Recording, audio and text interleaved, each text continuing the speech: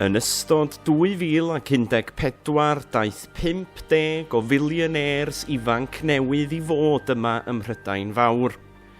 Mae Morgan Rhys o Fontnewydd, Caernarfon, yn un ohonynt, a wnaeth ei arian drwy ei fusnes, Aur Cymraeg.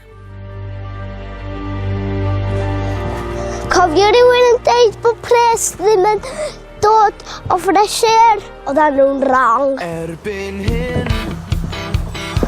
Ie, maen nhw wedi bod yn byw mae esta 2 blynedd. Ond bod nhw'n neud efo fawr o neb yma de. Dwi'n gweld llawer yn nhw. Neu dad, ti sortio'r tax fa llen? Na, ddo. Oedden ni isio busnes oedden ni'n gallu rhedeg adra. Rhedeg busnes yn fwy o waith na pobl yn ddenu. Diolch am eich ordor. Diolch yn fawr iawn. Oriau hir. Anti-social hours here and there. Dwi'n meddwl ar ryw botsian efo'r radio yma a'r boi mawr. A mae'r boi bach, wel, dwi wedi clywed bod ar ryw, beth ydwch, yr entrepreneur efo'r internet neu rhywbeth.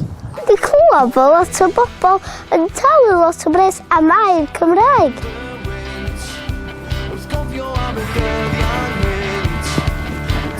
Maen nhw'n talu ffortiwn yn Lloegr.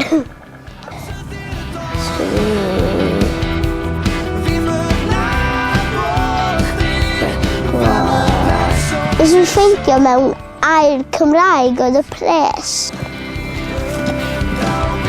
Felly, es I amdani. Mae bywyd yn dda. Da iawn, dydy gwir.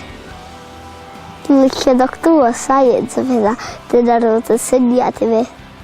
Ie, da chi'n gwybod be? Ddoth o boi bach draw dwrnod o blaen. Efo tair potal, a dwi wedi prynu nhw. A maen nhw'n gret.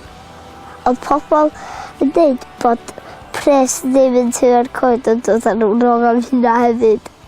Ti'n gorfod gwario pres I wneud pres yn y byd yma.